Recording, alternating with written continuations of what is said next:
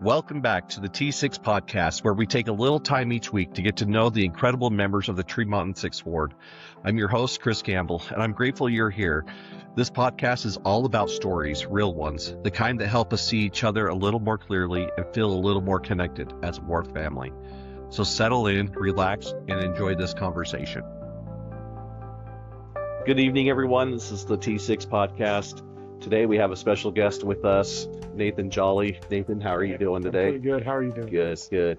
So the Volvo story that everybody knows is the Whitmores were buying a shed from the Wheatleys, and it's a big 2,000-pound shed, and it's in the Wheatleys' backyard, and they're trying to get it out. And I just walked. I walked over. I was like, oh, okay, I'll go help. And I saw what we were doing. We were trying to lift it up and get some of the PVC pipe. Yeah, remember? Yeah, we put PVC pipe, and we were trying to do the Egyptian style, like roll it down the road.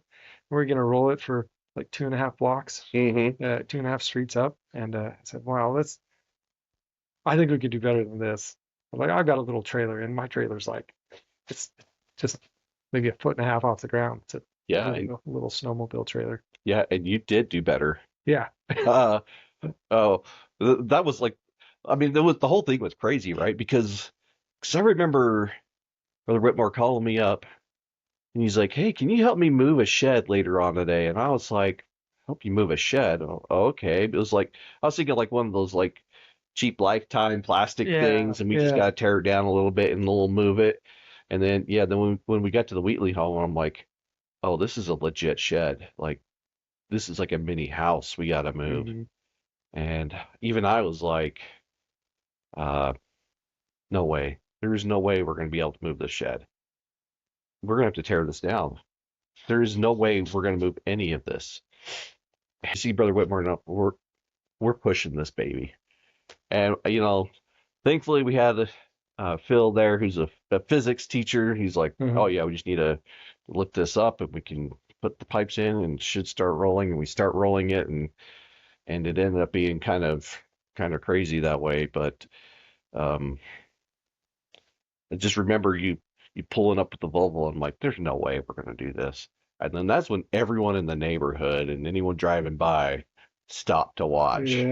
That was like, I knew this was going to be epic when it happened. Something that's just been seared in my head since then is watching Phil and Nathan Whitmore walking behind while you're driving the Volvo over to their house over right by the elementary school.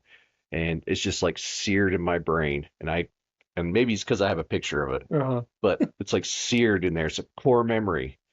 And you know what's cool about it is like,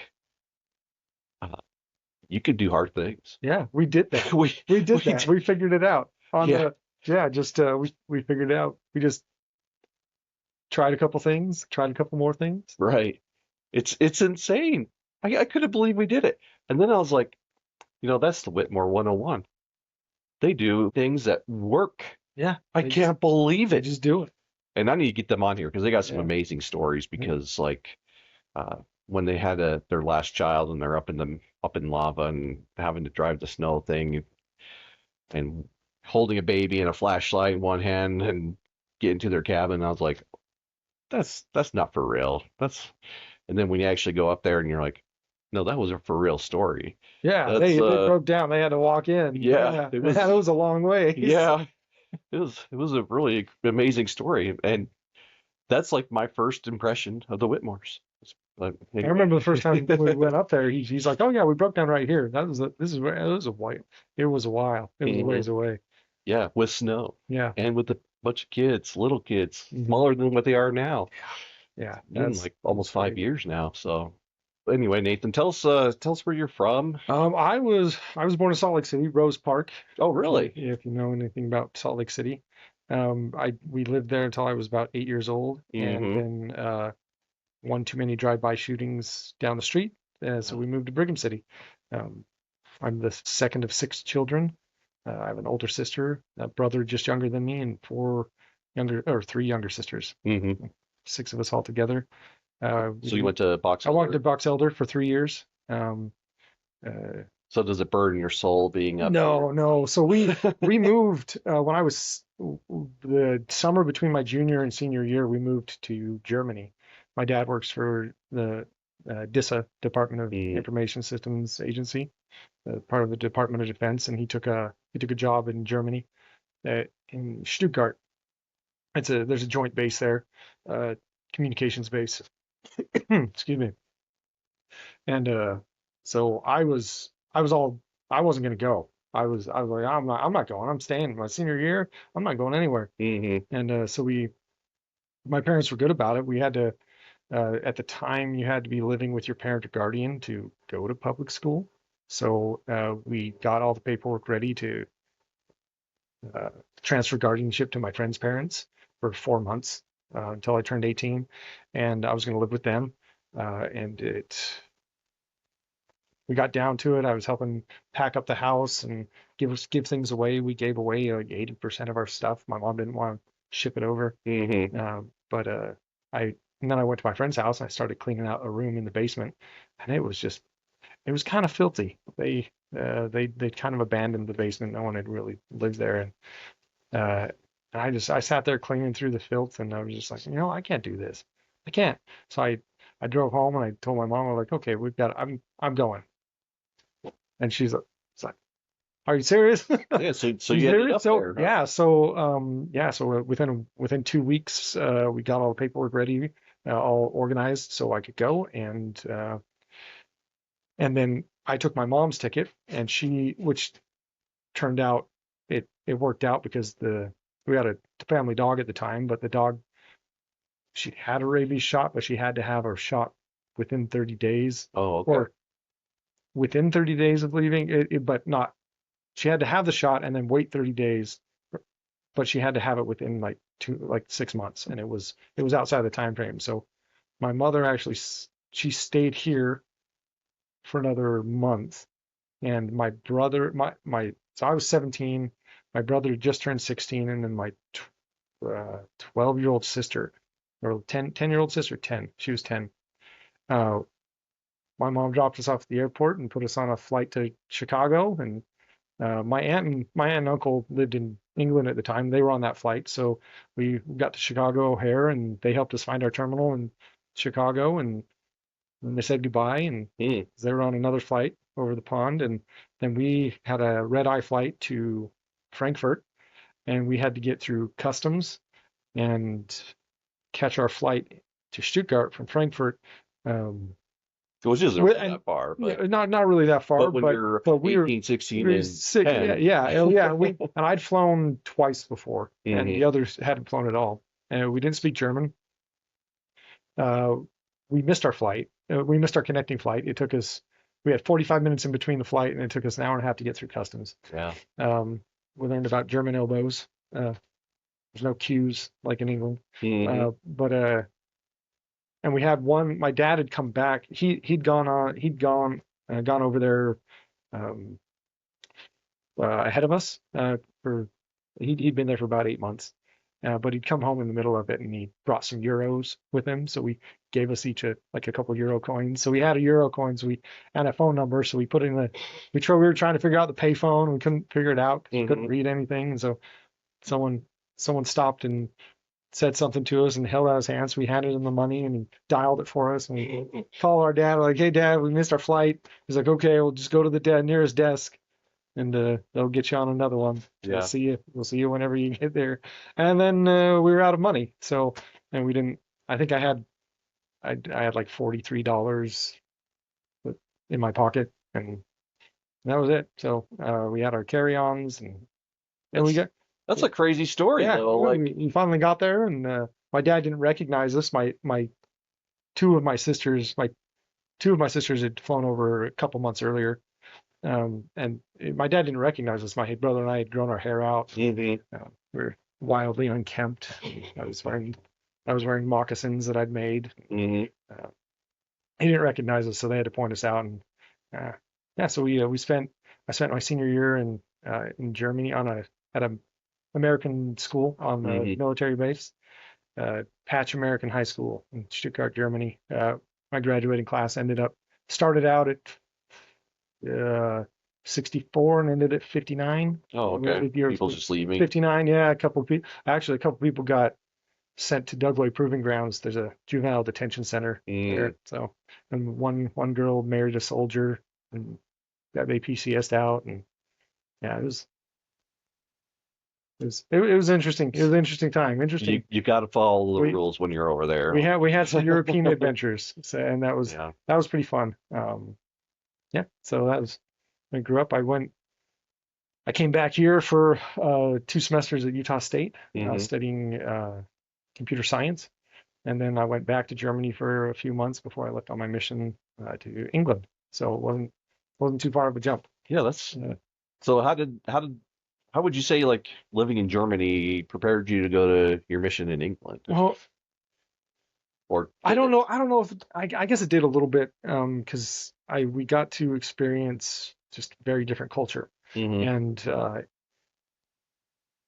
what going from Germany to England was still a culture shock, and I didn't have it in my brain that it was still a first world country, so I was stressing like, well, what if I can't plug my razor in? What if, Yeah. um, and one of the members he dropped me off. I did a lot with the missionaries there before my mission and before I left, and one of the members dropped us off and gave me a ride home. And he's like, "Do you have everything?" I was like, I don't know. I'm kind of worried about some things." He's like, "You just buy it when you get there. It's fine." And Hmm. he was kind of nonchalant about it, and I didn't understand until a couple months in, I figured it out. It was just fine.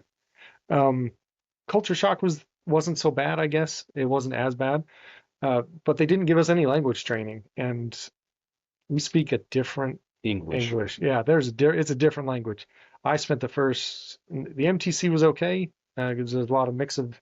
I went to the MTC in Preston, Hmm. and then it was, but my first month and a half in the field, I was in Yorkshire, Okay. a little town called Meltham was where we lived, and it's if you watch if anybody watches BBC, it's the Last of the Summer Wine, that area, that Mm. show.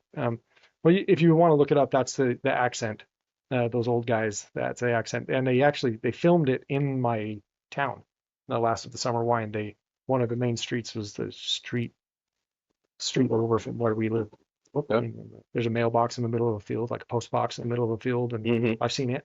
I've seen it in real life. Isn't It's that pretty. kind of cool? It was kind of Like cool. I've been It there. was kind of cool. It was like I'm sure the little bus, like it wasn't a bus, it was just a van. There's a little van that takes you out there. It's in the middle of nowhere. Holmfirth, I think it's called. I Mm. can't. Yeah, it's a little faded, but I could look it up. So 2 years in Germany, from August 2005 to 2007, and I went back, or in England, and then I went back to Germany for a couple months, and at that point, my family was mostly back here. It was just me and my dad for a few months, Hmm. and that was kind of fun. And, You know, speaking of England and the different language that's there, I I think Adele kind of exemplifies, the singer Adele. hmm She sings so beautiful. I mean, and you can understand every single lyric she sang. But whenever I've seen her in an interview, I'm like, what the freak did she yeah, just say? I have no idea. I know it's the same language, but yeah. it's not the same No, language. there it's not. And then at the end of my mission, I served up north near Scotland, and it's even stranger. Hmm. Um, they have a dialect called Pitmatic. It was developed in the coal mines. And they have a lot of coal mines in northern England, and they had their own dialect. And there's also a dialect called Geordie that's almost closer to Norwegian than Mm. English. One of the members in the last ward I served in, she'd grown up speaking Geordie, and when they gone on some family vacations to Norway and Sweden, and she understood them. She understood exactly what they were saying, but she couldn't quite communicate back. Hmm. So it was very close. It's kind of yeah, Scandinavian influenced dialect. So it's kind of fun. I knew I had arrived when when arrived when one of the members caught me using the accent. Oh, you said it, because uh, one of the idiosyncrasies of the accent is they won't say the. They'll just go. They'll use the t. So if Yeah, they yeah. say I'm on the bus. I'm on t bus. So, And you got and busted for it. I said I was getting on the internet. I was getting on the internet, and You got busted. yeah, she called me out right over the roasted potatoes. Yeah, there's a YouTube channel like sometimes I get on there. It's just about medical stuff, surgeries and they never say the word the. Mhm. Never. And I'm like, well, that's kind of different, but I suppose it's okay. It's just you just have to get used to hearing it. Mhm. Yeah. Yeah, so it was very interesting, and I nobody after a while nobody like I picked up a lot of different things, different accents, and I couldn't no one could tell where I was from. hmm Some people thought I was Irish, some people thought I was South African, but at the end of my mission, nobody heard me speak and thought I was American anymore. hmm Yeah, so I went to Cincinnati, which Cincinnati itself is, it's like any other city, but most of the mission was actually in eastern Kentucky. Hmm. Well, if you get in the deep south, including eastern Kentucky, Hmm. uh, the English gets a little bit different. And so I remember the first day I get to a city called Grayson, Kentucky, and I spent 9 months there. I knock on the first door and I turn to my companion. I'm like, what did they just say? Are we in America? I don't think we are. This is not the Yeah. same English I've ever learned.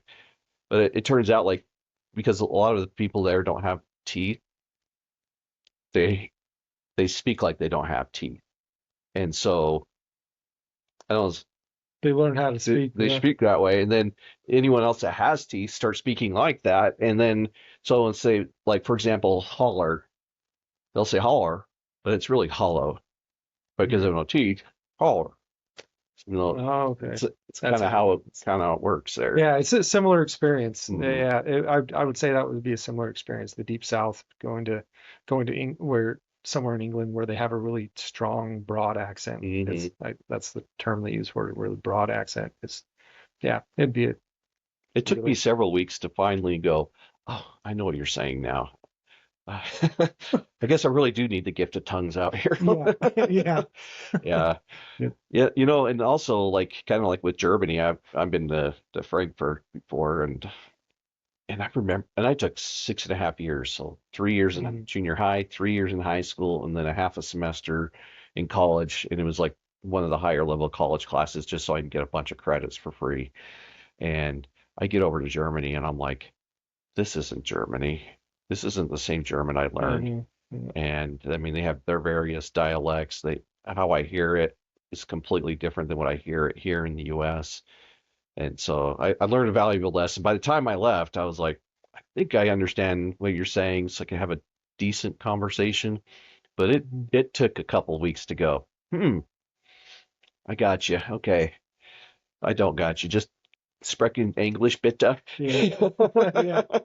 Yeah. I'd never taken German. I took Spanish in high school, so when we went over there, I didn't know it, but after the first year, like by the time you leave, hmm we did enough out in the country that I could understand.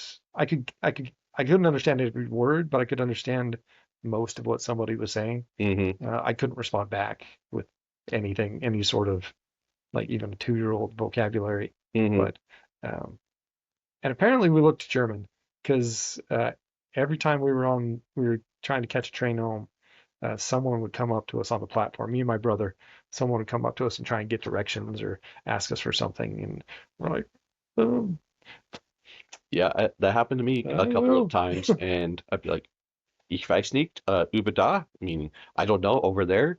I just made it up. I had no idea Yeah, what they were talking about. I gave one of the last times someone came. Came up to me. He was a little tipsy. It was the last I just watched a movie in town with some friends, and we lived 30 minutes outside of Stuttgart in a little town, the second to last town on the on the track. There was a train. There were trains that just went spider leg. Now scoped out to all the little villages, and we were the second to last one. We had to catch. So I was at the main. I'd taken a train to the main station, and I was catching the S6 to home. And this guy came and he um, asked me what town, what train for Wilderstadt. Wilderstadt was the last stop, the stop after mine, the last stop, Wilderstadt. And so I told him S6, I think I said it in German, S6. S6. Mm-hmm. Uh, and I knew enough to try and say that. And then we were we got on the same car, and he was just kind of he was in and out and dozing in and out. He'd had a fun night, and I realized 3 stops away that he didn't ask for Wilderstadt. He asked for Filderstadt, which was the other direction. It was a complete opposite end of town, and I'd misinterpreted through his slurred German. He probably And didn't know he got in the wrong. I was like, and it was the last train of the night. It was the 2 a.m., and I was like, well, Auf Wiedersehen. at least it's a warm night. So That's hilarious, man. yeah, Like, gave him wrong directions. So, but I told him I didn't know German. Ich kann sprechen kein Deutsch. hmm Kein Deutsch. Which he's Yeah. interpreted as, you speak a lot of German. Yeah. Apparently that's what it is. So what happened after you got back home to the States? Oh, Permanently? so I came back in January 2008, and I went back to Utah State. I changed my major to aircraft maintenance management. hmm I did a couple well, not it was 2008. Yeah, it was 2008. 2008. So what made you change? The last semester before my mission, I was programming. I was in programming class C++, hmm and it was really fun, but I kind of lost my humanity a little bit. It felt like I got so deep into the logic that I didn't have a sense of humor anymore. I couldn't relate to people, and um, one day I finished my project for the week. I'd been working on it for like 20 hours or something, hmm at 25 hours, and I was like, okay, I can go play now. And I burst out the door into the apartment complex. And usually there's a lot of, there was it was a really tight knit community when I was there, and everything was silent and gone. And like nobody was around. I think there was a basketball game that night. I or and so I looked across the complex, and there was a light on. So, and it was at somebody, I knew them. And so I went and I knocked on the door and opened it. As I was like, hey, hey, and nobody was home. Mm. Nobody. Lights So, on, but nobody's home. so I sat down on the couch, and I was kind of sad. So I grabbed a video, a VHS, and I put it in the player, and it started playing. It was Better Off Dead. So I sat alone in someone else's apartment watching Better Off Dead, and I didn't want to be like that. I didn't want to feel like that. I felt really lonely, and then and at other times I didn't understand humor or sarcasm or jokes. hmm So it was interesting, but I needed to put, and I'd realized that in other times of my life that I needed to put a little bit of distance between myself and technology, because I was so very interested in it, but I would let it consume me. So Yeah, it's good that you can do that. so Not a lot of people can. it's ebbed and flowed over the years. Mhm. I So let's say 6 years ago, I got rid of my smartphone, and I had a dumb phone. It didn't have anything. It called and it texted. It had an e-ink screen, and it was so slow that it was arduous to Even text. even text. So it wasn't even worth texting. And it was a real thing. It taught me a lot about like the addiction that we have. Like I'd sit down at work and everybody be on their phone, so I'd pull mine out and I'd even unlock it before I realized there's nothing to do. It took about 2 months for me to not pull it out of my pocket, unlock it, and then it took me Hmm. another month before I wouldn't go to grab for it. Hmm. And so that was a good detox, and I did that for about 2.5 years. Uh, Yeah, just it's really weird to just not have an earphone. real disconnect. So so I know that about myself. So I always I try and keep myself in check and Hmm. not get lost, not get lost in the digital world. So that was one reason. Another reason my grandfather was an aircraft mechanic, and I thought that was kind of cool, and wanted to learn more about that. Kind of regretted he passed away when I was 13. And I kind of regretted not getting to know him a little bit more. So Hmm. that was a way to maybe understand him a little bit. Um, but then so I did a couple semesters. I did I did three semesters. But in 2008, market crashed, and I was sitting in the lab.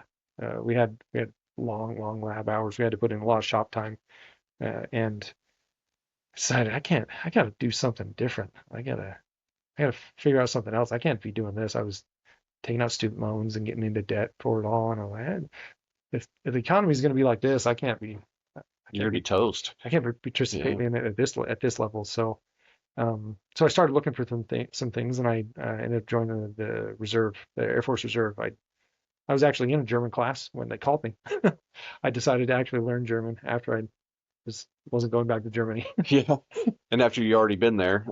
And I don't really know any German still, but I did take a German course, and they called me, and I talked to the recruiter, and yeah, 2000 September 2009, I went to basic training and technical school, and by May 2010, I was out, and I had my unit was in Washington State, and So that's how you got yeah, to Washington. yeah. So I Okay. got up to Washington.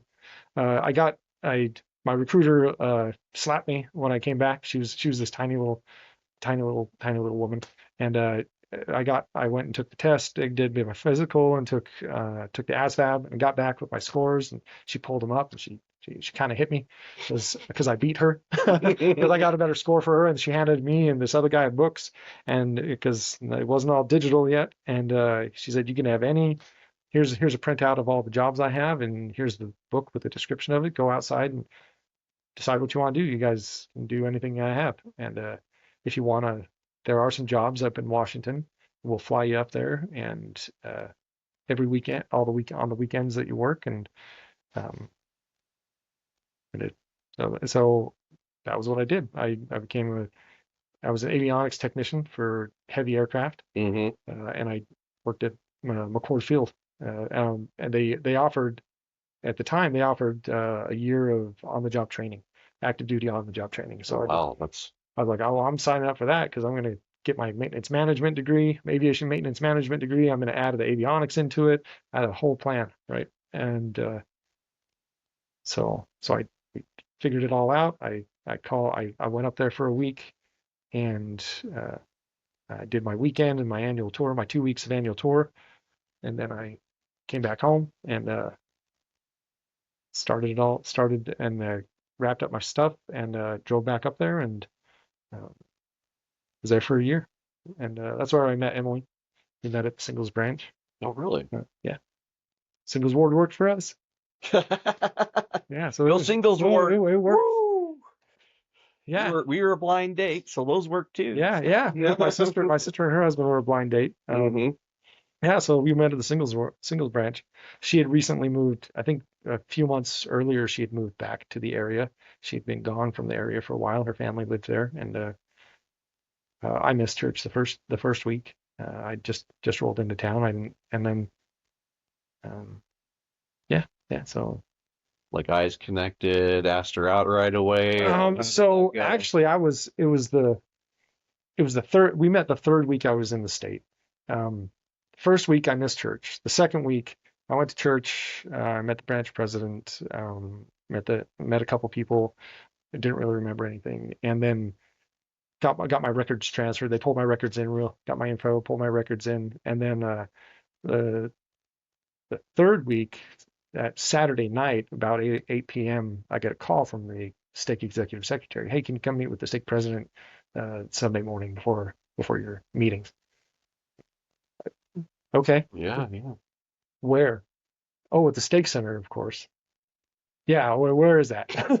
Where is that? I've been here for less than 15 days. Hmm. Where is it? And he gave me directions, so I went and talked to him, and they called me to be the Elders Quorum president. No, Yeah, really. You yeah. were there 1 week and I you're hadn't Elder even, Scrum president. yeah, I'd shaken their hand once, Hmm. and so so I walked back. So I was nervous as all get out because he asked me to be the Elders Quorum president. I said yes. So then an hour later, I walked into right before sacrament meeting and everybody was there. And that's when I first met Emily. I first saw her. She was sitting on the couch in the foyer. Um, she only, yeah. So, and she jumped up and she, well, she's gonna get mad at me for saying for telling on her. Sorry, Em.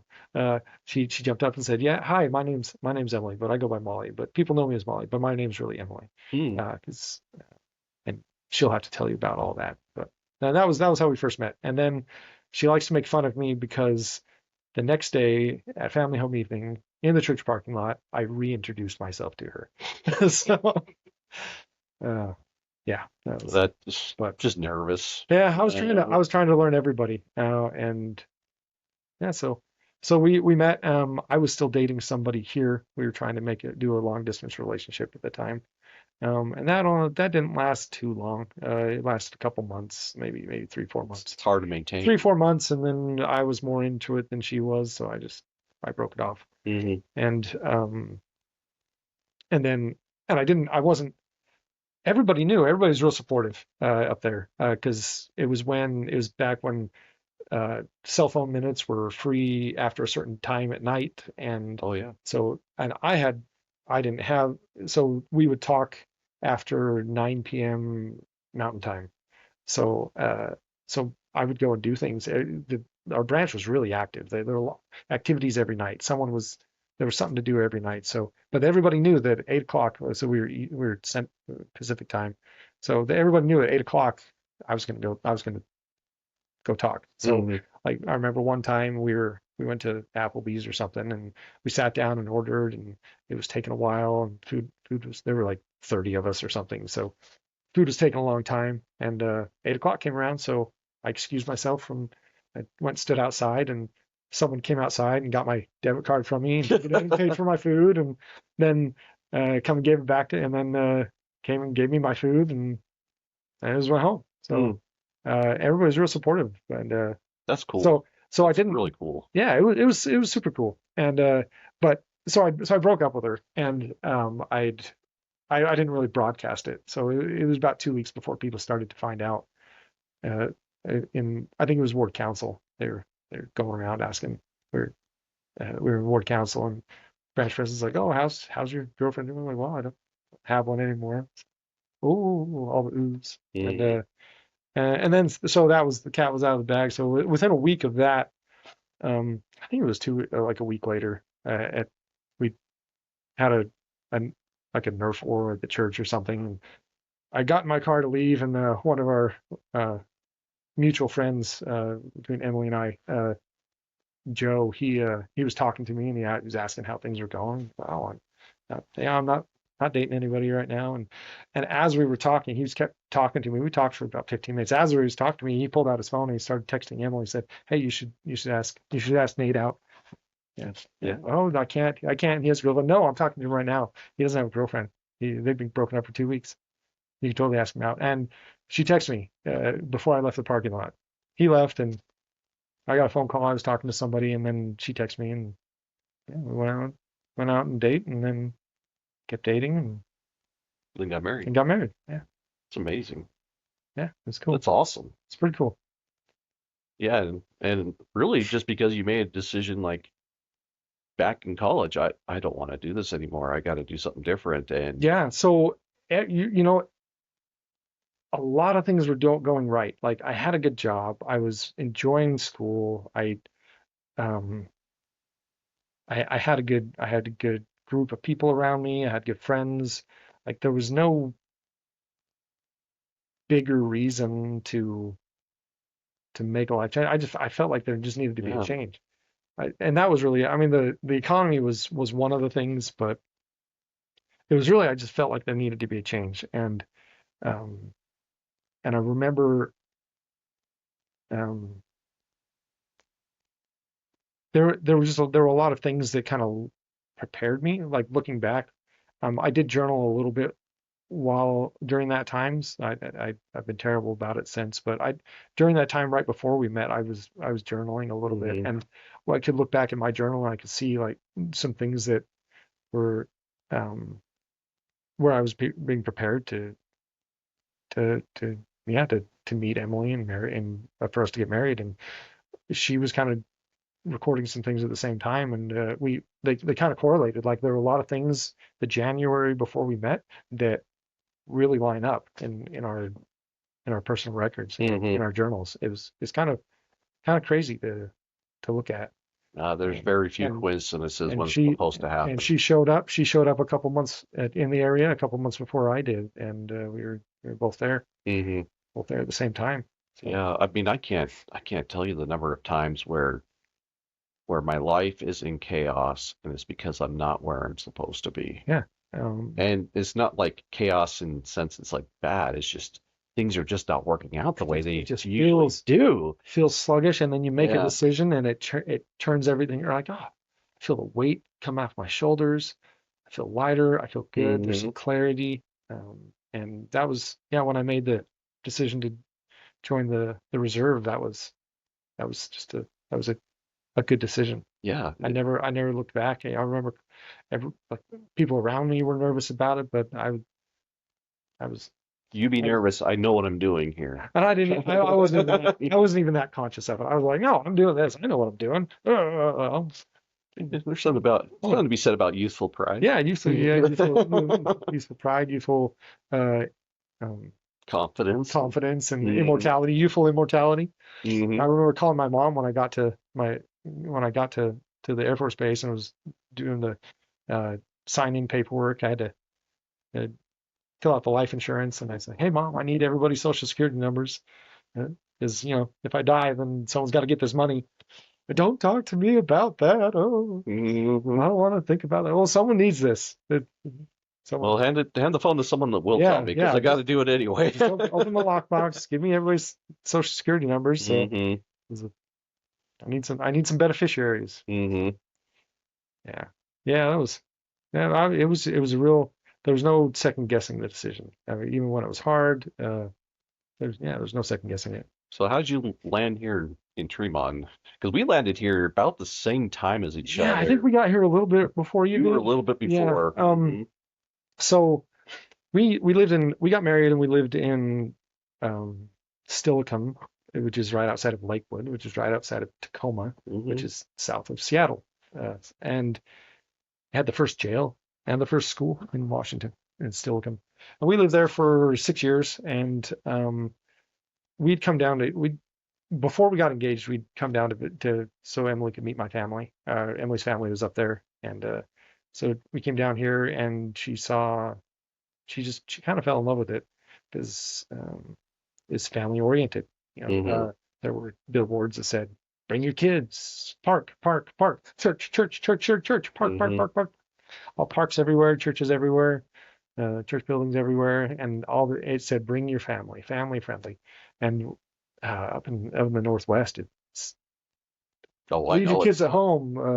Leave your kids at home, and I think the average when we were there, the average family size was 1.2 Yeah. children, and so it wasn't a super family friendly place. They And didn't she, even like tell you how to parent. Like I remember going to like to Target one time, and my two little kids are sitting in the basket, and one of them stands up, and it was like no kidding. Like 1 second later, the lady comes up. You need to sit down, sweetie.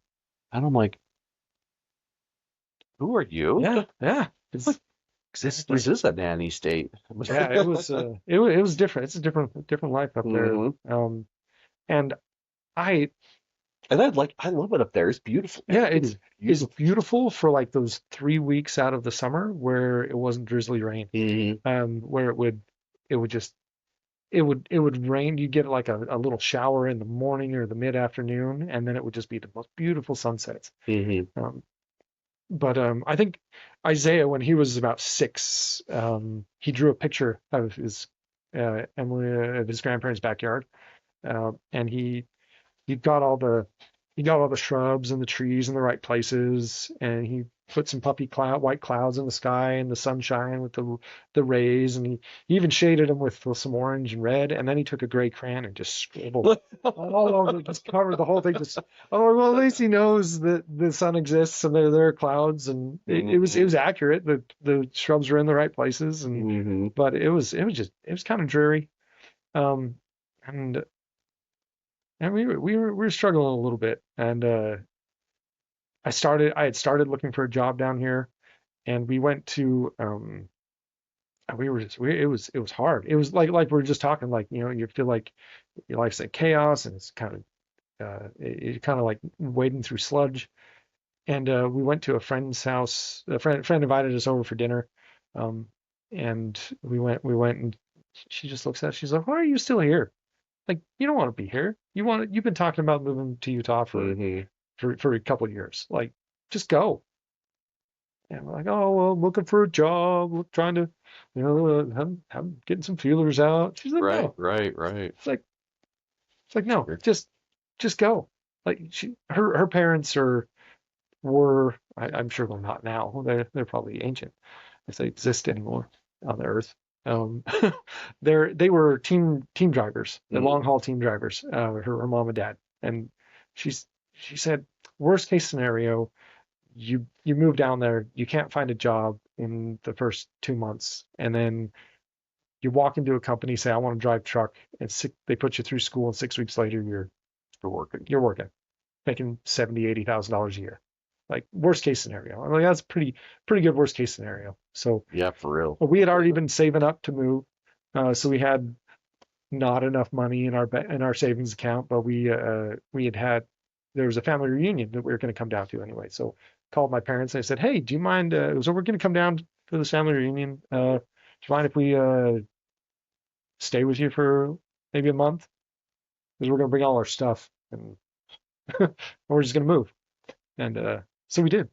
Yeah. So we just packed everything up. My sister and my dad flew up. They helped us pack everything up. My sister and drove down with Emily and the kids. Mm-hmm. And the night before, my dad and I finished some stuff. We and then finished the stuff the next day. And we drove the truck and pulled the Volvo uh, behind it. And man, that was an adventure too, because the truck just wouldn't go. Like we did. I drove for 8 hours doing 30 miles an hour in this 24-foot uh, U-Haul. It just wouldn't go. It was a diesel model, and we only made it halfway. Halfway, we were going to do the one straight shot and get there, but we ended up staying halfway. And It's we even pretty had tough to do. we even had a mobile. Oh, I'd done it. I'd done it quite a few times, and we had a mobile mechanic. I get paid for the insurance and stuff, so we had the mechanic come out and look at it, and because it just wouldn't get over like 35 miles an hour, and Brutal. and he couldn't figure it out. So he tested it, looked at the computer, everything's fine, and uh, so we stayed the night in Tri Cities, and then the next morning I did a walk around of it just to see what everything is, and I saw a gap in the exhaust right after the catalytic converter to, and there was a O2 sensor. I was like, I bet that's the problem. There's nothing holding it on. So we went to buy Home Depot, got a couple bolts, bolted it up. Had to buy some wrenches too because I'd buried my tools for a week in the Mm-hmm. truck. So, and then we were like 90 miles an hour the whole rest of the way. Thank And goodness. I think about it, and it's like, what did we miss? Like, was it a trial? Like, it could have been a lot of things. Was it something we had to learn through, learn about, or Maybe a was protection it a in someone. protection? Like, if I'd gone through the night, would we have hit something? Would we have caused an accident? Would there have been something else? I Mm-hmm. don't know. I really believe that we're protected a lot from things, that some of the minor inconveniences of life and some of um, the small disobedience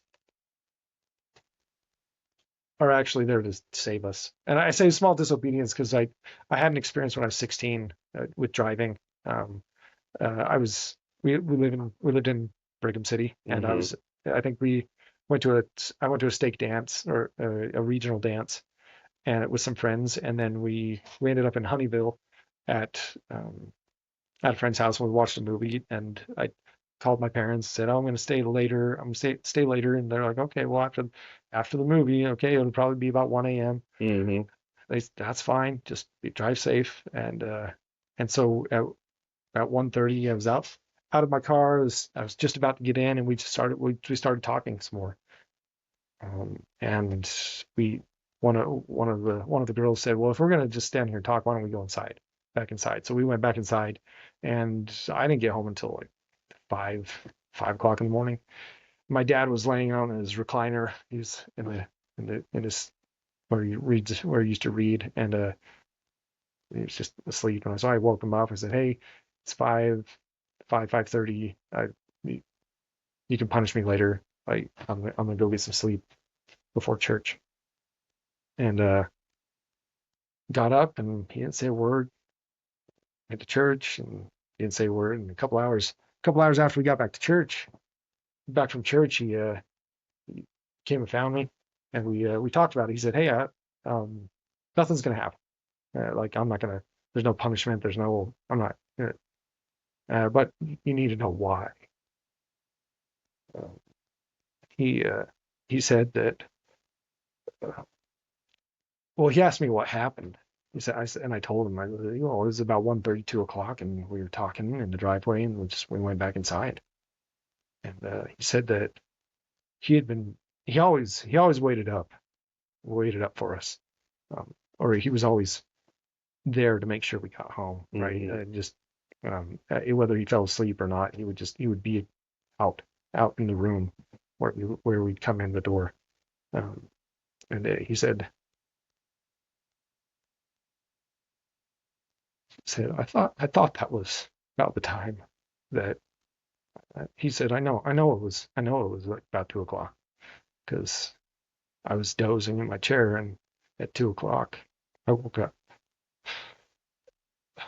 and I couldn't get back to sleep, and I just had this horrible feeling in the pit of my stomach, and it lasted for about half an hour, and then I just felt some peace, and come over me, and I laid back down. I fell asleep until you woke me up when Mm. you got home. So yeah, we both agreed that Some major divine yeah, intervention there. I was protected from something that night, and it would have been the old highway, the old highway that I would be going down, and there was a lot of cattle and a lot of horses. It wasn't nearly as Yeah. developed as it is now. There were a lot more pasture right up against the road. Oh yeah. So, and I don't know if it'd be that because I'd Could have missed been drunk I driver or could have been a lot of things, but I was not supposed to be on the road at that time. it's incredible how the spirit can actually talk to us. Yeah, And I wouldn't say that was like disobedience. I would say that's more of like, all right, well, at least for me, this is how I think the spirit talks to me. Hey, knucklehead, I'm gonna just pretend like I'm here.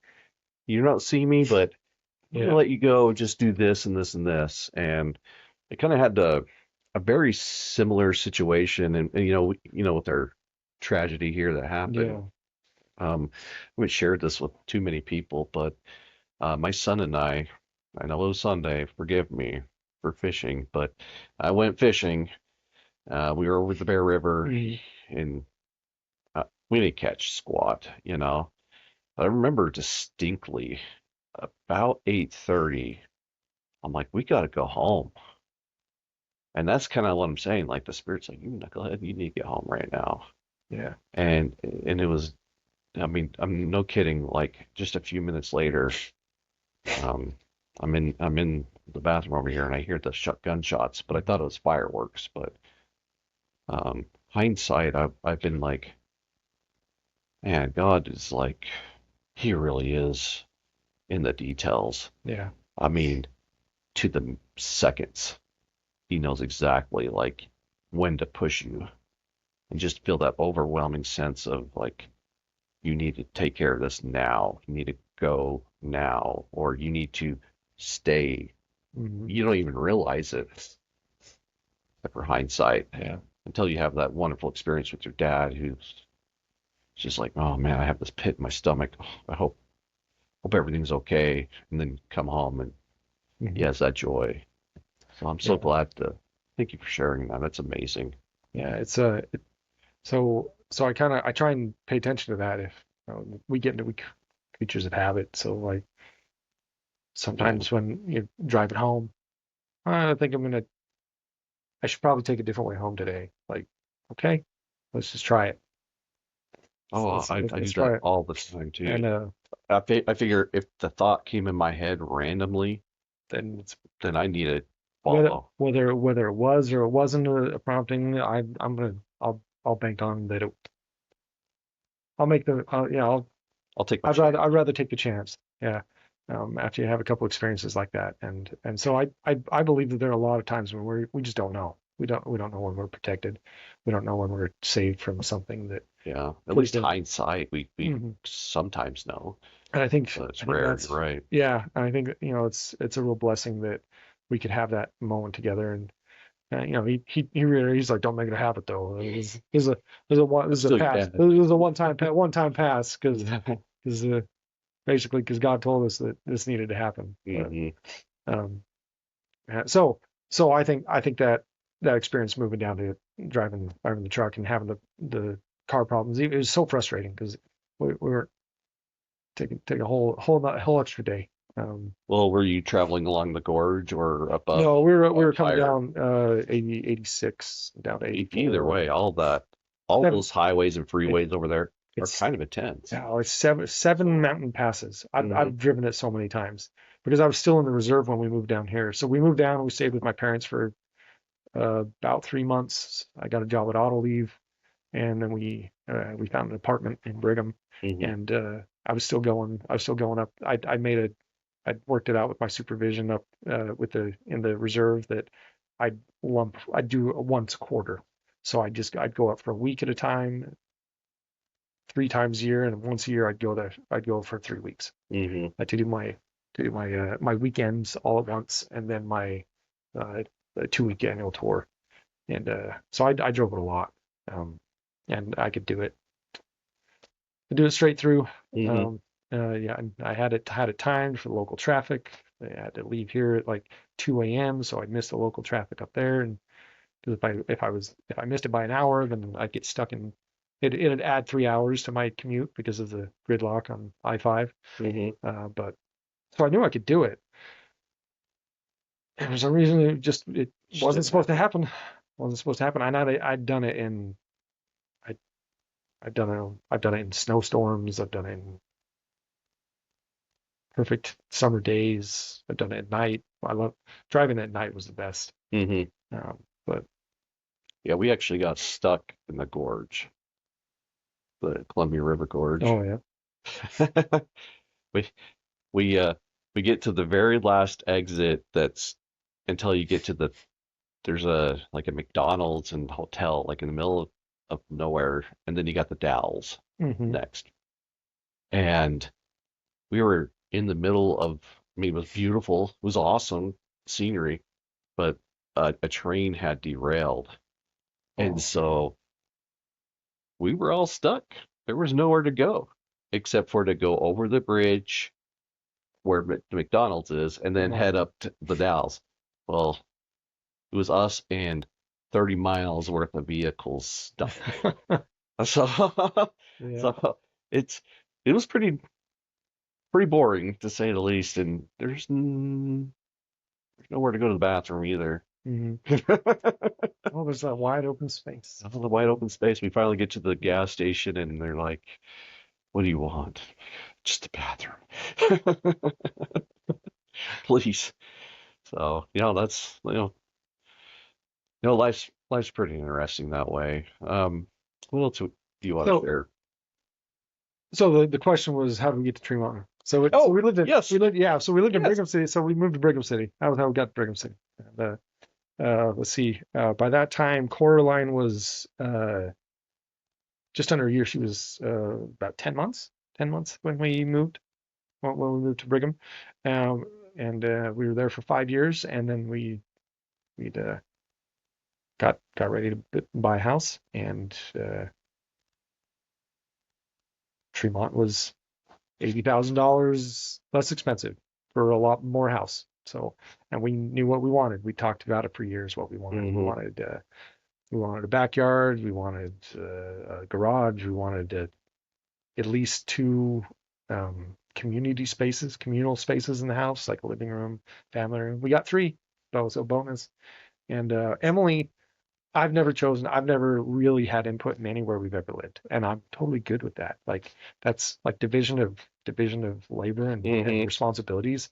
She's picked everywhere we've ever lived, and so when we started looking, I was working nights, weekday nights, and she called a realtor, and he said, well, Tuesday and Wednesday is the best time to go looking, and it was a hot market when we were looking, Oh, I know. like you Yeah. could, if you saw something you might want, you just put it under offer right then, like before you left the property.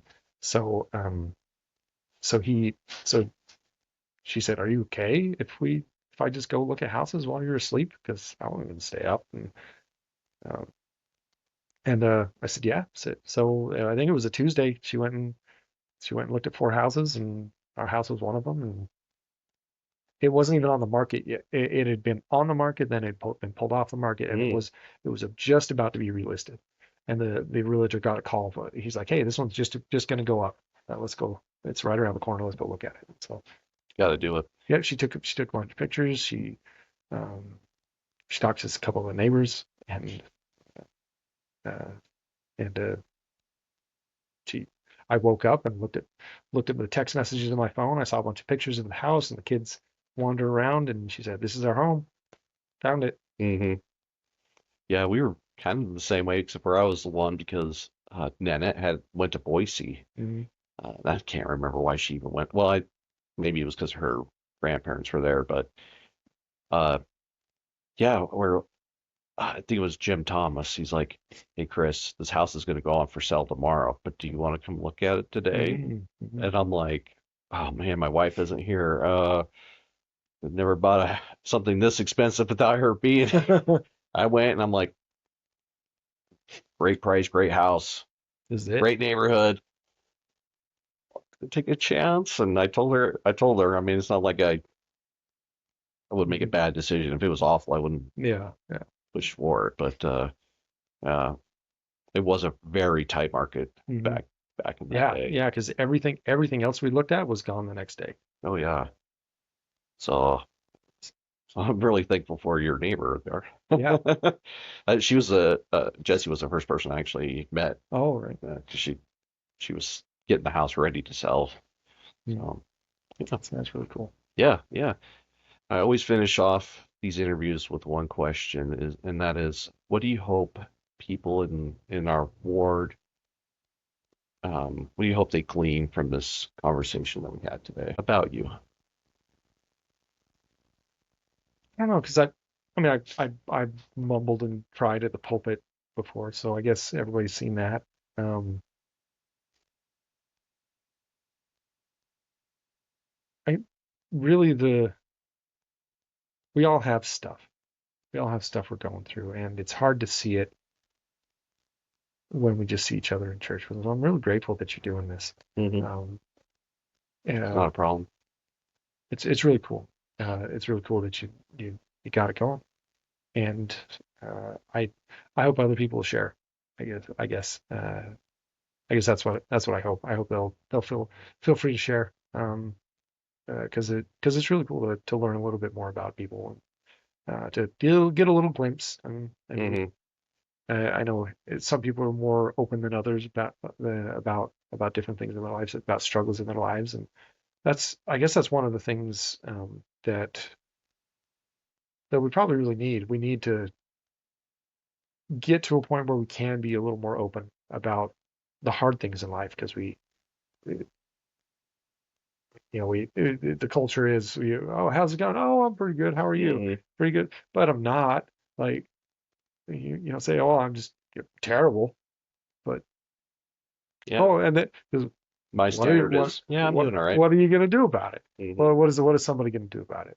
And you don't have to. If there have been times, and even sometimes I say, oh, I don't know, net positive. I think that's mine is net positive because man, sometimes people ask me, and I've just had a terrible experience. But when I think of the last 4 days, I've had some good experiences. I've had some bad experiences, and but if it's net positive, if I can grow from that, if I can find find the good things in it, I think there's something good to be found in every situation we're put in life, and it's really hard. With sometimes it's really hard, Hmm. and many times you can't see it until much later. So I think there's always something to be there's always something to be happy about, and I mean, And there's always going to be a struggle too. and I sometimes I go back to, you know what? I got to eat an egg this morning. I got protein. Like I'm all right. Like Hmm. I there's I stayed at a Holiday Inn Express. I'm good. yeah. I think back to the first world. Well, is this a first world problem? Like, Hmm. I'm not struggling that hard. Like, there's if I've got if I can buy meat for my family, if we have shelter, if we have clothes, if like the lights are on, we're doing pretty good. And I know some people argue with me about it that, well, the standard of living is different and you can't compare us to other places like third world country. But yeah, I can. Why do I have to put a constraint on it? I'm doing really well. Hmm. I'm even when when I'm struggling. And uh, Ezra and I had a conversation kind of about that um, his generation, 13 years old right now, his generation, they have a lot more of the mental struggle. And a couple generations ago, they had more of a physical struggle. And I feel like we kind of fall somewhere in between. Um, because 2 generations ago, you didn't have a hot shower every day. Hmm. You couldn't. It just wasn't a thing. It's, Well, so we're so blessed in life. We have so many nice things, and we get caught up with the nice things, and we think that they're necessities, and they're really not. And well, there's the Maslow hierarchy of needs, and it is real. mhm, At the same time, though, like I've heard a lot of people, and maybe it's like fast and testimony meeting kind of a thing, but occasionally you'll hear someone go up there and they'll say something about a struggle they're currently facing, and it's to me it's really awkward to like, not that they're saying it, but it's awkward that they say it and then they go sit down, and then it's like, all right, the next person gets up, and it's like, mhm, wait a minute, that person is really having a bad day. Like something is really going on. And are we as a ward or stake or as a church as a whole, are we taking the time it's just 5 minutes. Are we taking the 5 minutes that that person needs to say, how are you doing? Or that's not even right. Help me understand what's going on with you right now. And I want to listen to you. I want to hear you out. And you know what? Chances are there's nothing you can do to mhm, help them out. Me personally, whenever I'm going through a fairly difficult time, I don't want anyone's help. That's just me. But if someone's willing to listen just for a few minutes to let me banter and just say what I mhm. feel infinitely better. Yeah, getting it out, getting it out. Um, There's the guy in the office next to me at work. I try and limit myself with that because I'll go sit in his office in the chair next to his desk, and I'll vent for a minute, and I'm like, okay, that's my quota for the day. yeah, I'm Only done, right? Well, you don't want to get in Happy the happy things for the day. yeah, And then I end it with something good that's happened. You know what? We're still here. We're still got and right. Well, you don't want to end up in like the dark hole, or no, I call it the black hole of mm, negativity, yeah, because yeah, once you get sucked in, it's really hard to get out if you can. And it happens a lot at work too, because like I'll go on travel and oh, my boss is this and my boss is that, or this job is this and job is that, and next thing you know, everyone feels awful because we got sucked into the black hole of yeah. negativity, and it's like, wait a minute, I've got a great job, I've got a great boss. Why am I talking so negative? It We're eating doesn't even free make any food right sense. now. We're on per diem, Yeah, right? Like it's not it so doesn't bad. make any sense, and I mean that was like way early on in my career. Mhm. I try to avoid the black hole as Yeah, much as possible and because life is so good. and it's so easy to get there. It's so easy to get there, and yeah, it's really easy to get there. And you gotta be it takes a lot of practice. It takes a lot of practice to be Yeah, to focus on positive things and especially when they're not real issues. Now, Mhm. if you're dealing with real issues, like I know several people who are dealing with extreme marital problems, Mhm. extreme family problems, extreme health problems. Yeah, you deserve every complaint you can offer. But funny enough, those individuals usually are not complaining too much. But every once in a while, you can tell they're having a bad day. And all I'm suggesting is like, can you spend 5 minutes, maybe 10 minutes, just to make a difference in someone's life? And I think that's super valuable for anyone. Just 5 minutes. Mhm. Just to Um, get it out. So and yeah, yeah. So the guy at work, I just need to get it out sometimes, and he'll come and talk to me sometimes. So we do that, but we try and limit it a mhm. little bit so we don't totally unload on everybody on each other. But it's and mostly about all the work stuff. Keep the work at work. And but it is it's really good. It's really cathartic to get it out. And what we tell our kids, you can be upset about this right now. It's okay. Mhm. It's okay to be upset, but you can't stay there. So you go be upset about it, about this thing that's upsetting you, about this problem that's really hard. And but you pick a time. Maybe if it's a really big thing, then maybe you're upset about it the rest of the day. Mhm. But tomorrow you got to get up and you got to find something good in life, Absolutely. right? Yeah. Or maybe Have it's a your bad small. day. If It's it's a okay. smaller thing, all right, you'll stew about it for an hour, and then let's get up and go do something, Mhm. and find some positive things in life because there are a lot of good things in life. Yeah. Usually when I see someone that has like chronic depression or anxiety, I just offer the advice of like put a time limit on it. You're Hmm. always going to have it, but put a time limit of like how it's going to impact you for that day. Go, you know what? I'm going to be sad for an hour. Okay. Yeah. Be sad for an hour Set a timer. and trick your brain a little bit. It's probably not the right word. I'm not a therapist or anything, but kind of trick your brain into going into healthier habits, healthier thoughts. Just give it that time limit, and I think it kind of helps. At least it's worked for me. Hmm. I really like Mondays. Um, I like going to work on Monday morning, and I like being happy about it. Mondays are great. It's a there's always something to do. For position I have at work, there's always something to do. There's always things that I left on the table on at the end of the week. But Monday's new beginning, new beginnings. It's great. And but this Monday, like yeah, this week, yesterday, Hmm. man, it was hard. Like I got to work and I was feeling really little. I was feeling really small and very unsuccessful and very like kind of a like kind of little imposter syndrome. Like ooh, like someone made a mistake. I made a mistake. Someone made a mistake putting me in this position. I made a mistake taking this position. I should not be here right now. And I was feeling really low. And I realized that I'd let a lot of little things build up, a lot of little tasks build up, little things that were left undone. And I was getting overwhelmed with all the stuff that I needed to do Mm-hmm. that I couldn't focus on. I didn't focus on one thing, and I had a lot of computer work that I needed to do.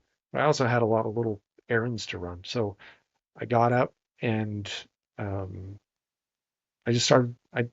I grabbed all the stuff that I needed to take to everybody else, and I just went out and I started checking them off the list, started getting them done, Mm-hmm. and uh, Yeah, you're just turning down the yeah, volume. turn down the Yeah. volume and get moving. I got myself moving a little bit, got myself talking to some people, and I didn't tell anybody. I didn't tell anybody. I was, man, I feel like I shouldn't be here. And Mm-hmm. um, uh, part of my team was finishing up a project, and I got there in time to help them finish up a project, and that was pretty cool. I got some hands-on work, got to do some hands-on stuff again, and it took a couple hours, but and I think I maybe accomplished like three or four things, but I felt better about it. Mm-hmm. And just just doing something, accomplishing something. I think there's a lot of whether it's making your bed or you know, folding half the laundry,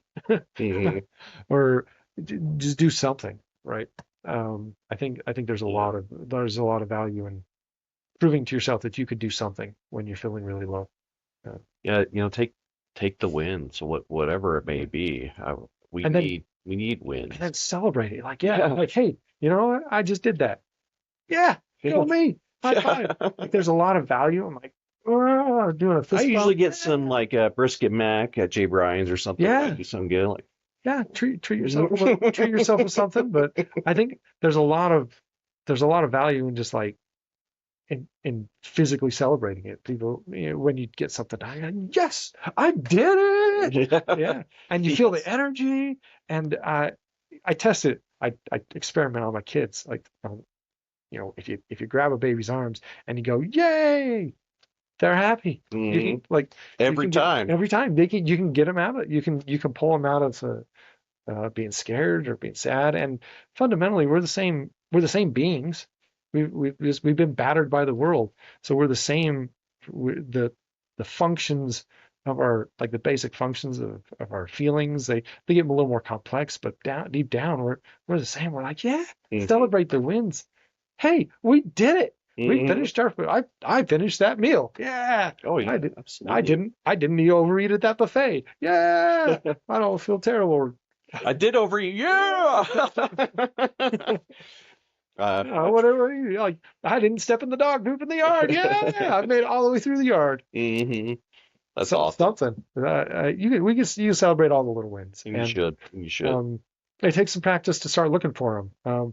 I went through some pretty intense depression when I was a teenager that I don't know if a lot of people realized that I was going through it, and there wasn't as much help around. Oh, there was zero help, and if there was, it was very stigmatized. Yeah, and so I just had to figure it out, I guess. And I don't know if it's good or bad or whatever, but um, I had to celebrate the little things. Had to celebrate the little thing. Oh, I got out of bed before noon today. Hmm. Yeah, yeah, okay, Let's yeah, do it. I did it. And I really had to work on myself. I decided, I guess, that um, I decided that I didn't care what I looked like on the outside. I had to work on the inside. So, people wanted me to look a certain way. I don't care. Like I was, I was the most homeless looking 17-year-old when I rolled into Germany. I was the most homeless looking 17-year-old. Hmm. Like my Well, your pants were in dad didn't tatters. recognize He you. didn't recognize me. And and Who's uh, this homeless kid wanting a ride home? well, actually, the so when we were there, the young men's leader, uh, after I um, after I got my mission call. Like, so I'd left and gone to college, and I came back, and they were still there. And he pulled me aside. He's like, "Hey, you know what? When you first showed up that first Sunday 5 years ago, we weren't sure we wanted our kids to be around you because you were really looking rough." I was like, "Yeah, I was looking rough," and it was it was interesting to see their perspective, and but they gave me a chance, and I just I couldn't bother with how I looked. I couldn't bother with like I wore those same like I had the same pair of pants for 5 6 years, and I kept patching them from the inside out, but then I stopped and I just let the holes happen. Like there were holes everywhere, and I just couldn't care. I couldn't care about it Yeah, it holds because you. there was, and I didn't wash them either. It was bad. It was bad. Like one time, I think near the end of my senior year, I got dressed and because I just dropped them on the floor, and so I pulled them up and I was like, what is that terrible, terrible smell? Oh, did the dog get down here and go like leave a turd under the bed or something? And I realized it was my pants. It Oh was my no. pants. It had been about 8 months since I'd done anything with them. Oh man. So I washed them. But I just, I, I get that's the emphasis. I could not care about about the outer appearance because I had to. There was something broken inside, and I just worked on that for a long time. Uh, for a couple of years, I just worked on the inside, and That's kind of how. however people looked at me, they had to look at me that way, and Yeah, I guess that was kind of my yeah, it was how I had to it's deal how with you that. had. How I dealt with it. Yeah. Something's got to give, and I think there's a lot of stigma in life, a lot of expectations that we think society puts on us, but we kind of put on ourselves. And when life gets hard, something's got to give. We have so much attention, and then some things have to give. Hmm. On my mission, a I we were in this little like the little church on the prairie. It was this tiny little church. It was like a stage one church when they had the different stages, and it was itty bitty. But they had a bunch of leadership pamphlets, like worldwide leadership pamphlets, and I read one, and it was by I think it was M. Russell Ballard or no, it was President Nelson before Elder Nelson at the time. Hmm. Hmm. He gave a pretty sure it was Elder Nelson. Um, he he talked about priorities, the priorities of a good priesthood holder, a good man, and it said that your first priority is to your employer, and your second priority is your family, and your third priority is to the church. And then he went to elaborate on that, saying if you're no good to the church if you don't take care of your family, and you're no good to your family if you can't provide for them. So you have to take care of your employer. You have to make whether your employer's self-employed, whether you need this Hmm. to get yourself out and go to work, or if you work for somebody else, you need to take care of that. That needs to be the thing that you do. And the balance in between those will ebb and flow at different times in life, but you need to take care of that, take care of your family. And if something's going to give, it's got to be the church calling. Uh, that's kind of in a nutshell. That's what it said. So that principle of something's got to give somewhere um, is stuck with me for a long time, and it was reiterated when um, last year when I was called to be a clerk as with the bishoprics training with the state Hmm. presidency that they talked about it that there's going to be some plates that fall down. We're going to be spinning a lot of plates on the sticks, right? And we're going to drop some plates, and then you got to pick them back up, and Yeah, sometimes you got to leave it's them. okay. Sometimes you got to leave them lying there for a little while because, Hmm. well, and I think even without the calling that's even without a calling like that in the church, it's true with anything in life. Like sometimes you have to put something down in order to be okay. And we complicate life a lot. And I say that I don't think I'm really good at applying it. Hmm. Uh, I but it's okay to simplify life, and it's okay to say no, and it's okay to say this is how I need to do things right now. Right. Uh, You know, interestingly enough, like when I was in the bishopric, and people would say no, and we were totally okay with that, by the way. mhm, Like, um, what I had come to find was it wasn't that God didn't want you to have that calling. It was the higher priority for him, which was I think you need to talk to someone because you might be going through something that these fellas can help you find some help, or maybe you just need to talk to them. Yeah.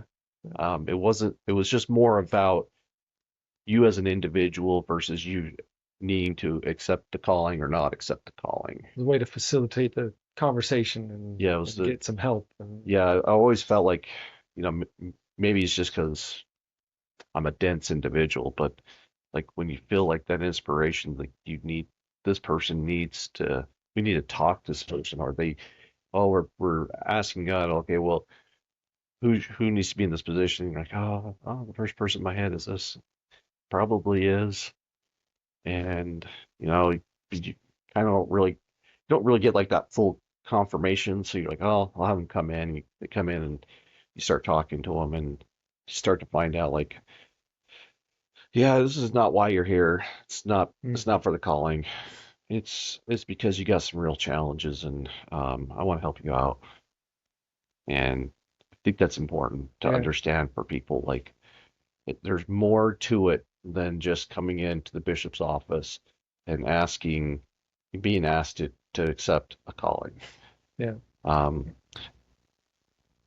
I have very rarely said no, and I did last May, and I I admit I have some regret in doing it, but at the time, it was a very, very stressful point in my life, and I was having a very difficult time. So I'm glad I said no. Um, but at the end of the day, I still feel it. You Yeah. Well, know? that we're trying to adopt a mantra, and I guess this is what I'd like people to take is to give that it's okay to give yourself some grace. Hmm. And in our house, we're trying to adopt the mantra that we don't we don't judge our past selves, right? We're all here to find joy, Hmm. and most of the time, that's what we're trying to do, right? We it, it 5 years ago, Nathan made some mistakes, and but he thought he was doing good. He was using the knowledge and the skills and all the experience that he had to try and make a good life for his family Hmm. and to deal with the stressors of life the best he could. Um, Hindsight, could he have done better? No, Sure, no, sure. no. I You don't. know, I don't. I don't think he could. you had to I learn I though. had to learn it, right? I had so 5 years ago me had a certain level of education and a certain level of emotional resilience and a certain level of emotional understanding and a certain level of parental experience. Like at this point, at this point I have a 20-year-old and a 22-month-old. Like I have a good span of parental experience now, but 5 years ago I didn't have that. Hmm. And so there are things I'm going to do differently going forward. But there are the things I wish I'd done differently. Yeah, there are things I wished I'd done differently, but I'm not going to condemn myself for it. I was, I've, I've always wanted to be a father. I remember in kindergarten walking home, thinking it was a sunny, late spring day, and I, Hmm. I was like, man, I can't wait to be a dad. Like I've always wanted that, and and so I know that I've been trying this whole time to to be a good person, to be a good father, to be a good husband, You are. and using everything I have to do it. And so when I think back of like could have done that better, I catch myself like you were doing the best you could at the time. Right. There's no Like manual. there's no manual, and you know even even your kids in the house and even your spouse. It doesn't, not necessarily like you could be the mother, you could be the father. It doesn't matter where you are in the situation. Nobody else quite knows what you're going through. Christ does, but no one else around you like knows what you're going through, knows Hmm. what the which things in life you're most concerned about or most stressing about or thinking about and uh, having the harder time with what your internal struggles are, what your deepest darkest things are. Uh, And and what's easy for you is not easy for me, and exactly, likewise. exactly. And so it's a, I guess that's a learned skill too. That's a practiced skill to look at somebody and say, because we default to like, well, that's easy. Why aren't they just doing it? You're just And dumb. Oh no, why aren't they just what's doing it? wrong with you? It's because that's your strength. You're looking at, we look in the mirror when we see people, and just because that's easy for me doesn't, like you said, it doesn't mean it's easy for you. And and just because it's easy for me now doesn't mean it was easy for me last month or a year ago or 10 years ago. Like, so we give our past selves a break. I think of myself as a series of people over time. I'm a new person every day, and I try and be better. And the other day, I made almost every like I was the root cause of most everybody in my family uh, being upset, and I got to the end of the day. There was one person I had really upset. One person I was like, okay, I just avoided them the rest of the day, and because I didn't want to go, for 100%. I Mm. didn't want to bat 1,000 in a day. Yeah, I was like, that's you know usually what? when I tell the family, today's a good day to not be around me. And And it's it not because I don't fortunately love you. I just fortunately can't was be with it you. was it was just late. It was later. It was getting towards the Mm. evening, so I just had minimal contact, and then I just said to myself, I'm gonna try again tomorrow. And it was upsetting. It was an upsetting day, and I don't. I was just. I don't know. I don't know if I was just disconnected and not seeing everything, not seeing what I could have seen. But I'm not judging myself too harshly for it because I know my intentions were good Hmm. because that was just like last It's week. just didn't play It was out. just like I didn't line up. I wasn't as sensitive to what was going on in my house. Mhm. And in my home and my family, and I'm attempting to do better. So Sound like a so normal guy. yeah. But I guess don't judge your past self too harshly. I don't. Don't judge your past self at all. It's Like, just something I think about, yeah, you know. you think about it, and you definitely think about things you could do better, and you could change now going forward. But we can't go back and change them.